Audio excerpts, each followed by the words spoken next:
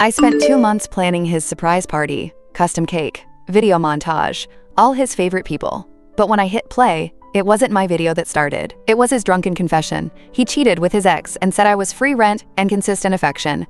But what shocked me most was what his ex sent me after, one message. And I realized I never knew him at all. I still don't know who switched the video. I've gone over it 1,000 times in my head every second of that night, every person who touched the laptop, every laugh, every drink. But none of it makes sense. Because one minute, I was standing there, feeling like the best girlfriend in the world, holding a sparkler cake and waiting for the slideshow to cue.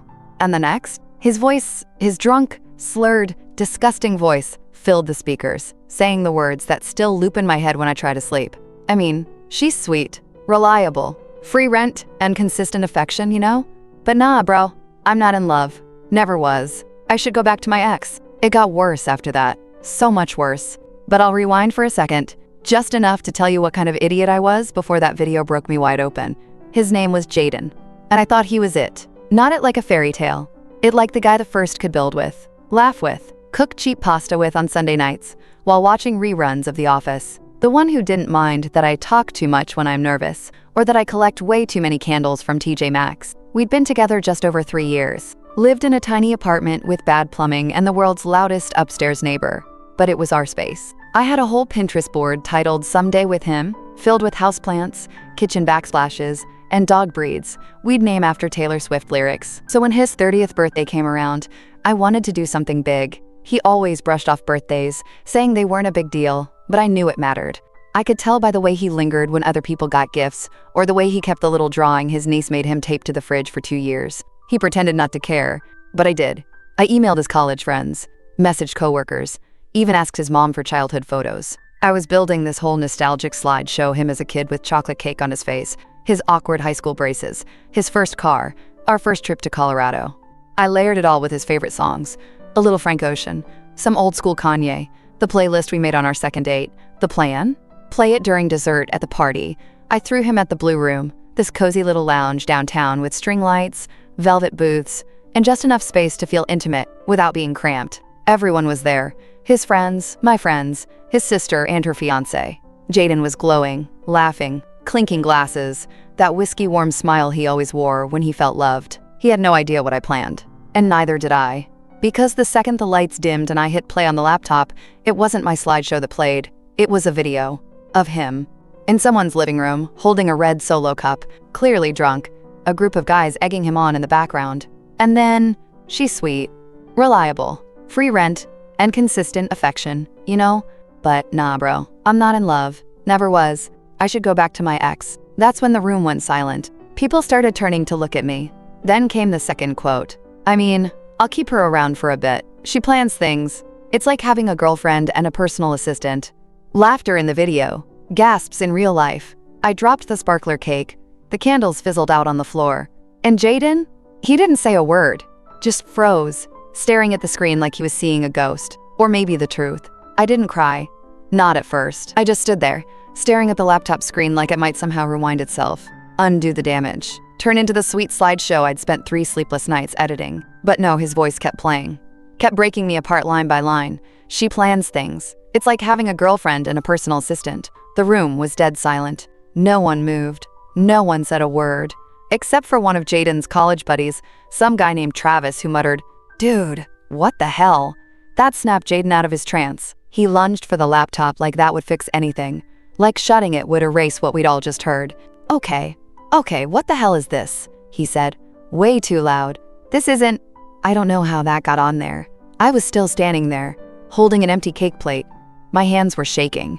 I think I was in shock. My best friend Camilla rushed over first. She wrapped her arm around my shoulders and whispered, "We can go. Right now. Say the word." But I didn't move, because I needed to know. I looked straight at Jaden. "When was that video taken?" He blinked, his mouth opened, then closed. It was months ago. At Paul's place. It was nothing, babe. Just a stupid joke. I was drunk. There it was. The first excuse. "Do I look like a joke to you?"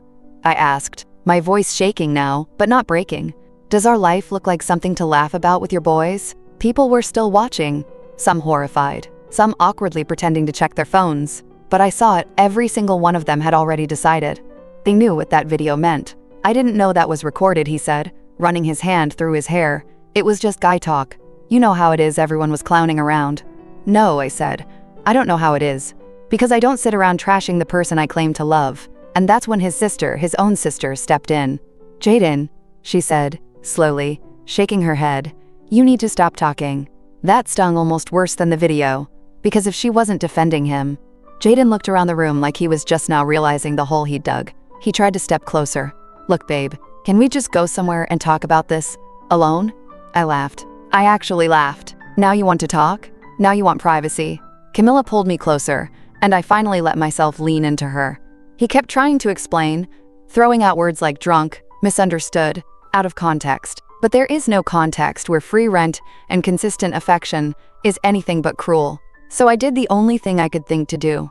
I looked at him one last time and said, you planned nothing for your own birthday, but somehow you still managed to ruin mine. Then I walked out. Camilla grabbed my purse. Someone clapped. I'm not even kidding. One person actually clapped. And Jaden? He didn't follow me. Outside, the cold hit me like a slap. It was almost midnight. I stood on the curb, not sure where to go, not ready to face my apartment filled with his clothes and his stupid record collection. Camilla called a rideshare. You're coming to mine, she said firmly. We're burning sage and ordering greasy food. But right as the car pulled up, my phone buzzed. Unknown number. Just one message. I didn't mean for you to find out like that. But I'm glad you did. I froze, because I knew that number. And it wasn't Jaden's. It was Tori, his ex, the one he claimed he hadn't spoken to in over a year. I stared at the text like it might morph into something else. Anything else. Tori. The ex he described as obsessive, toxic, and always trying to stir up drama. The one he told me blocked him on everything. The one he swore hadn't contacted him in over a year. Camilla leaned out the car. Babe, what's wrong? I just handed her the phone.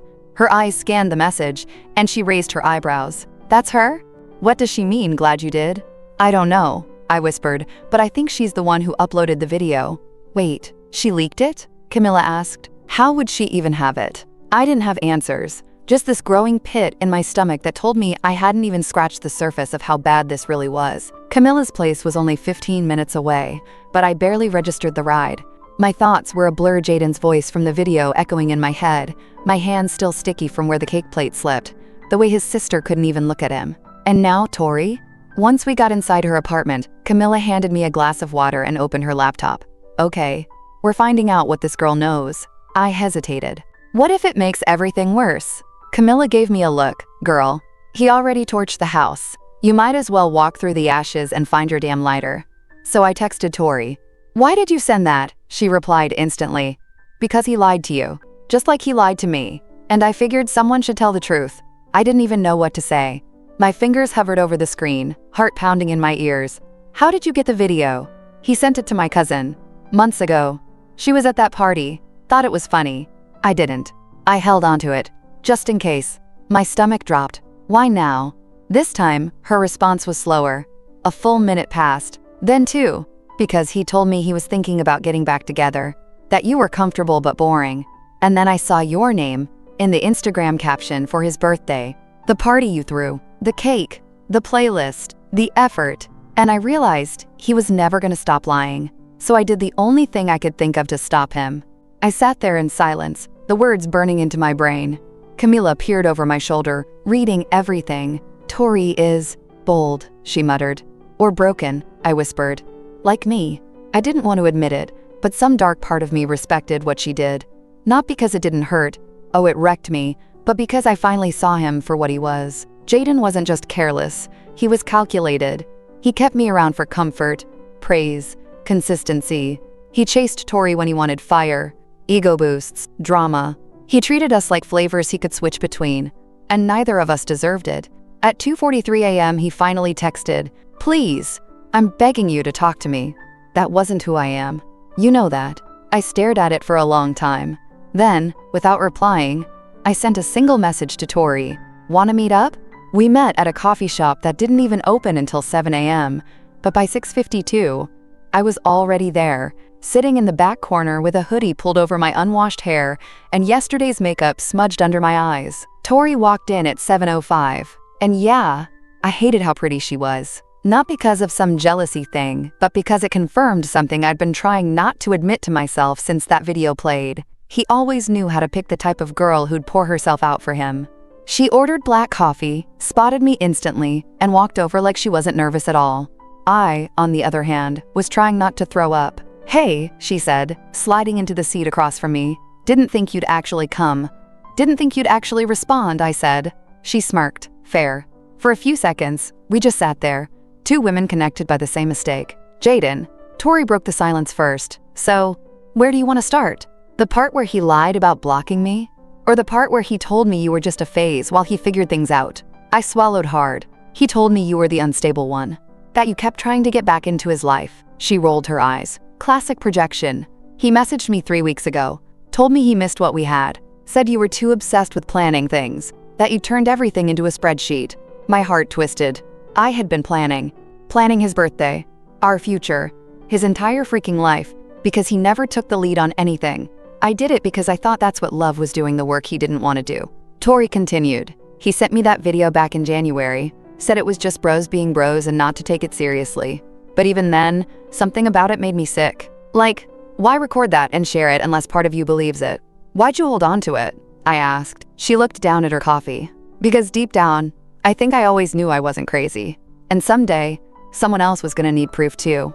I blinked back tears. She wasn't trying to ruin my life. She was trying to free me from the lie. "Thank you," I said quietly. She nodded. "You deserve to know." I wanted to hate her. Part of me still did. Not because she did anything wrong, but because she was tied to this version of Jaden I didn't recognize until it was too late. "He ever tell you about the job interview I helped him prep for?" I asked. She nodded. "Yeah. He said you were obsessed with career stuff and didn't let him breathe." I actually laughed. A dry, bitter thing that felt too loud in the quiet coffee shop. "I literally made flashcards for him," I said. "And he called me his live and motivational podcast." I thought it was a compliment. We both stared at each other for a long second. Then she said, "He told me the same thing, that I was too emotional." Meanwhile, I was the one who helped him get his resume together after he got fired. "Wait, he told me he left that job on his own." Tori blinked. "Nope. Fired. For being late all the time and blaming everyone else." That was it. The mask was completely off now. Every story he'd told me suddenly cracked wide open: his exaggerated accomplishments, the pity parties about his ex, the compliments that always had strings attached. I felt sick, but also lighter, like something had snapped inside me and released the grip he had over my brain. "You know what's wild?" Tori said, finishing her coffee. "For a guy who acts like he's the main character in every woman's life, he sure doesn't know what to do when we stop playing along." She stood, slinging her purse over her shoulder. "Anyway, I'm done playing. If you ever need the raw video or anything else, let me know. I saved everything." She paused before leaving. "You're not the fool here. He is." That night, Jaden showed up at my apartment, roses in hand, eyes red, begging to talk. But I wasn't the same girl who stood there with a sparkler cake and hope in her chest. I was the girl with answers now, and I was ready to ask questions he didn't want to hear. When I opened the door, the first thing I noticed was that he looked smaller. Not physically. Jaden still stood there in his usual hoodie and jeans, gripping a bouquet of overpriced red roses from the bodega on 5th. But the presence he used to carry was gone. Deflated, like someone had popped the illusion of who he thought he was. "Can I come in?" he asked, voice low. I stepped aside without saying anything. Not because I wanted him in my space, but because I wanted to see how far he'd go, pretending this was salvageable. He walked in like it was still his place, set the roses down on the counter like that meant something. Like flowers could patch over the humiliation of hearing your own boyfriend refer to you as a personal assistant in a room full of people who used to believe he loved you. He turned to face me, all hangdog eyes and deep sighs. "Listen," he started. "I know what you heard, what you saw. It was horrible. And I don't blame you for being mad. But that video, it was just a joke." I raised an eyebrow. "You know what's not a joke? Telling your ex you're planning to leave me, calling me boring, saying I was a phase." His jaw clenched. "She showed you those messages?" "She didn't have to show me. You said it on camera, Jaden." "I was drunk. I didn't mean any of it." I crossed my arms. "But you sent it. You shared that video, you laughed about it. You let me plan that entire birthday party while knowing that clip existed." He shifted uncomfortably, clearly realizing the "I was drunk" excuse had expired. "You don't understand," he said, "like, I was the one being unreasonable. The guys were giving me crap for not being single anymore. Paul kept saying I'd gone soft. I just said something to change the subject. I tilted my head. So instead of defending me, you decided to turn me into a punchline? He didn't answer. I grabbed my laptop from the coffee table and opened the folder I'd started the night before. Exhibit A, gaslighting, lies, and other Jadenisms. I clicked play on one of the saved screen recordings, his text to Tori that said, "She's great at planning things, but it's like living with a manager, not a girlfriend." His face turned pale. "You went through my messages?" he asked. I looked him dead in the eye. "You went through my heart. For 3 years. So yeah, I went through your lies." He opened his mouth to protest, but I held up a hand. "Stop. Just stop. I'm not here to argue about semantics. I'm not here for an apology you practiced in your car mirror. I want honesty, Jaden. One time. Just once. Tell me the truth." He sat down on the edge of the couch, suddenly, looking very tired. "I didn't think it would go this far." "What? Us? Or getting caught?" He swallowed. "Both." He looked around like he was seeing the apartment for the first time. The throw blanket I always folded, just so. The mug he left out 3 days ago, still on the shelf. The plant I watered for us. "I guess I got comfortable," he said quietly. "Too comfortable." "You got comfortable while I was building a life for us," I snapped. "And you? What? Rehearsed how you'd leave when something better came along?" He didn't deny it. Didn't even try.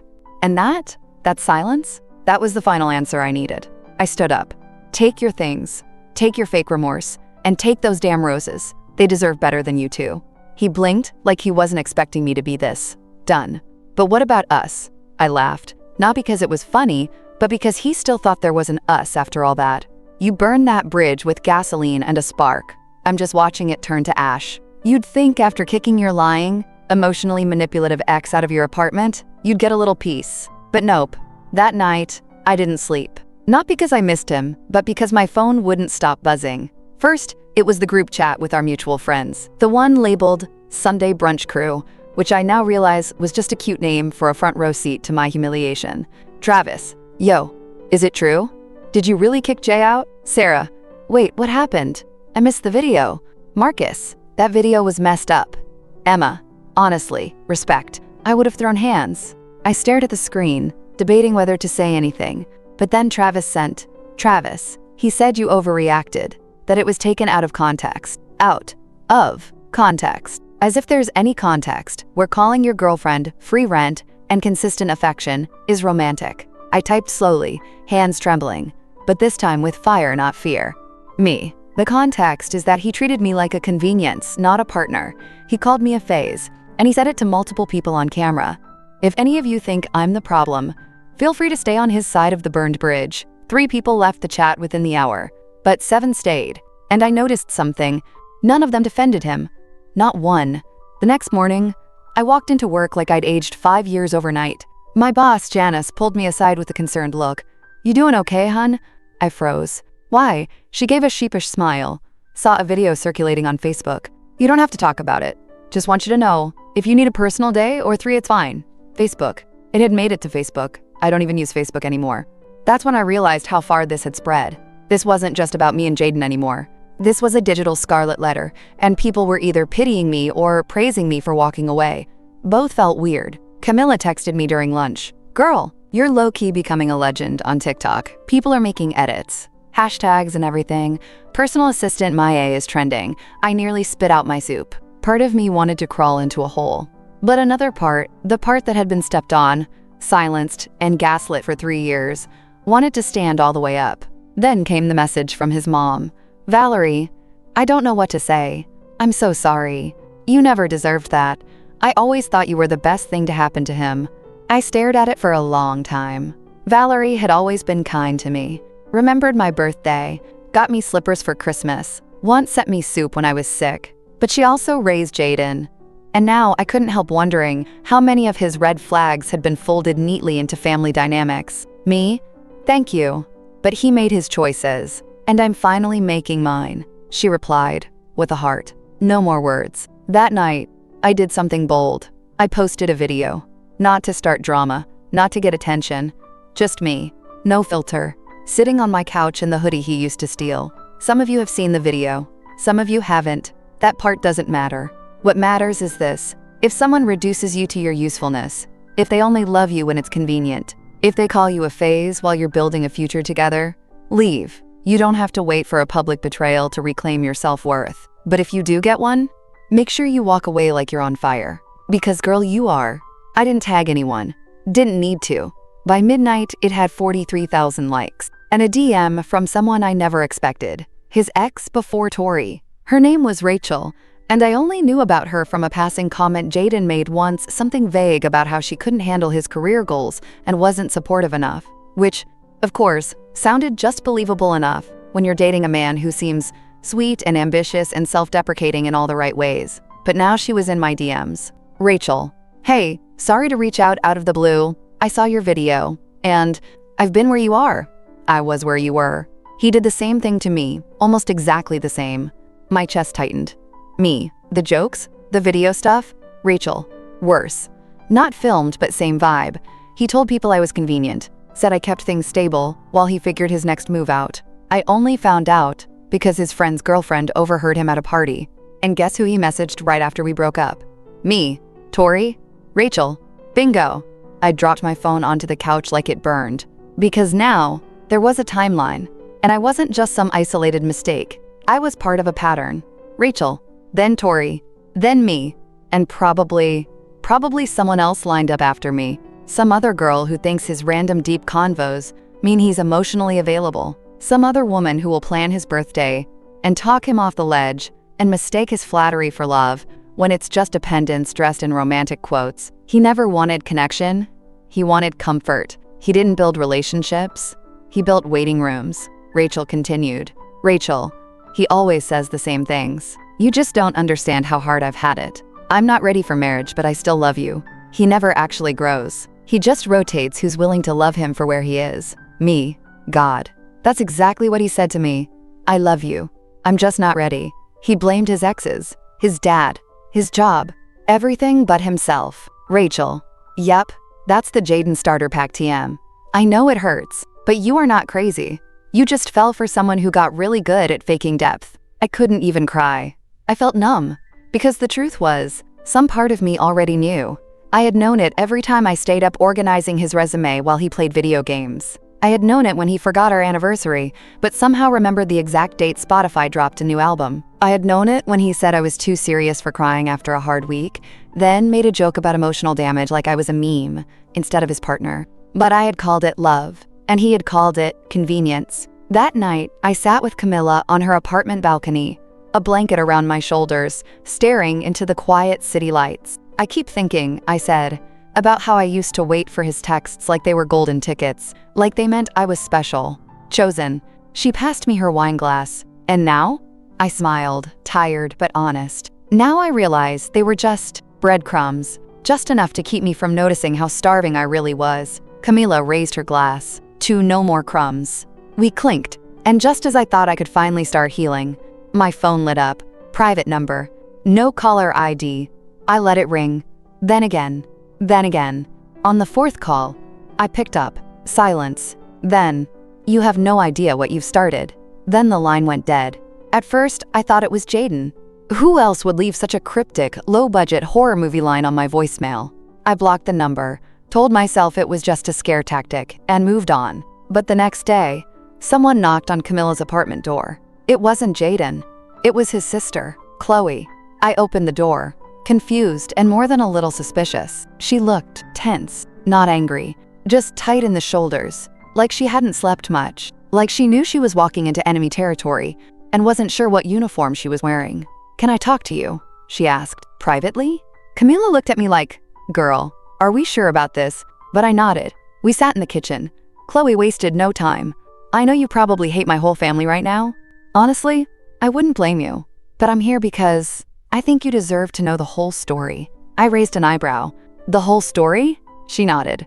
Jaden's been lying. For years. And not just to you. My stomach flipped. She pulled out her phone and placed it on the table. Opened a voice memo app. Hit play. I recognized the voice immediately. Jaden's. Arrogant. Slurred. But this time, he wasn't talking about me. I mean, it's not like she was gonna say anything. I told her she'd look crazy if she did. All I had to do was keep it quiet until graduation. I froze. What is this? I asked. Chloe's eyes filled with something halfway between rage and heartbreak. That's from college. A girl he dated our junior year. She was younger, barely legal. He manipulated her, strung her along, And when she tried to break up with him, he threatened to spread rumors. She ended up transferring schools. My pulse pounded in my ears. No one believed her, Chloe whispered. Not even me. Back then, I thought Jaden was just dramatic. But then came Tori, Rachel, you, and now, all of you are saying the same exact things. I covered my mouth with my hand. It was like every thread I had pulled on was suddenly part of this massive, tangled knot. How many girls? I asked. She hesitated. More than I can count. One of them messaged me after your video went viral. She said she saw your face and finally felt like she wasn't alone, that she could speak up too. And that's when Chloe dropped the twist I never saw coming. She reached into her bag and pulled out a flash drive. This has everything, she said. Photos, texts, audio files. I've been compiling it for months. I was going to confront him, but he found out. That's probably why you got that call. I blinked. Wait, that voicemail wasn't from him? Chloe shook her head. No. That voice? That was our dad. What? She nodded. He's just like Jaden. Maybe worse. He's been protecting him, paying off one of the girls to stay quiet, helping him clean up messes. They're cut from the same rotten cloth. I felt the room tilt. Jaden wasn't just a toxic ex. He was part of a cover-up, a generational one. And now? I was holding the receipts. I stared at the flash drive in my hand like it might detonate. It didn't just hold Jaden's truth. It held all of it. The buried skeletons, the whispered threats, the girls who were too scared to speak until now. It wasn't just heartbreak anymore. It was systemic, generational, corrupted roots, hiding behind charming smiles and weaponized vulnerability. I don't know what to do with this, I whispered. Chloe looked at me, jaw tight. That's why I gave it to you. I didn't trust myself not to use it for revenge. You still have integrity. I almost laughed. That's a generous read after I posted a viral breakup video. She smiled sadly. Still, you want the truth, not just blood. She wasn't wrong. I didn't want to humiliate him. I wanted to expose him. I wanted the girls who came before me, the ones who left quietly, who cried alone, who doubted themselves for years to finally see they weren't crazy. So I did the scariest thing I've done in my entire life. I emailed a reporter, not a gossip blogger, not a YouTuber, a real investigative journalist who'd covered workplace abuse cases and viral public reckonings. I attached the flash drive, using a new email address. I included the timeline, anonymized where needed, and offered to speak off the record. Chloe agreed to do the same. So did Tori, then Rachel. By the end of the week, 5 women had spoken. By the end of the month, a story dropped. The charmer and the cover-up, 5 women, 1 pattern, and the family that protected him, Jaden's father. He paid off a former intern at his firm. The dots were all there. Paper trails, recorded calls, settlements. Jaden's image unraveled like cheap thread. The birthday video was just the spark. The rest? A house of secrets finally catching fire. The story spread fast. People shared it, not just because of the scandal, but because it felt too familiar. The man who seems perfect until the cracks show. The girl who's told she's overreacting. The silence we swallow because speaking feels dangerous. But not this time. Jaden tried to contact me once more. From a burner account. A desperate message. You ruined my life. I didn't respond. Because I wasn't interested in ruining his life. I was interested in reclaiming mine. A few weeks later, I sat on a park bench with Camilla and Chloe. Warm coffee in one hand. Soft breeze threading through our hair. You think he'll ever get it? Chloe asked. I shrugged. Maybe. But it's not my job to stick around and watch him try. Camilla raised her cup. To freedom. To truth, Chloe added. I smiled. To never again mistaking bare minimum effort for love. We clinked coffee cups, and for the first time in years, I felt weightless.